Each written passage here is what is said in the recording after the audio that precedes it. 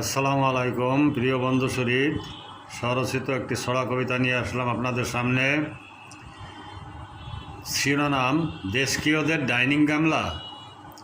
1000 টাকার চাকুরি, যদিও তা সরকারি, তার বড় বড় বাড়ি আর দামি দামি গাড়ি কেমন করে হয়? সারা গায়ে হারামজার, লাজ শরম নাই কি তার? মালিকের ঘরে খাবার নাই, গোলামের রাখার জায়গা নাই, এটা অস্বাভাবিক নয়? জীর্ণ পোশাক, শীর্ণ কৃষক, নিত্য ফলায় জাতির খোরাক, তাদের মুখের অন্ন কেড়ে জমায় যত ইঁদুর ধেড়ে, পাবি কি ভোগের সময়?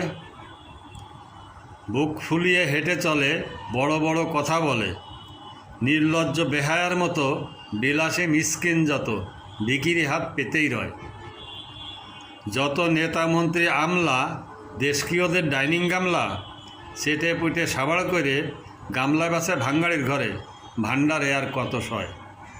আপনারা একটু ভেবে দেখবেন বন্ধুরা। ধন্যবাদ সবাইকে।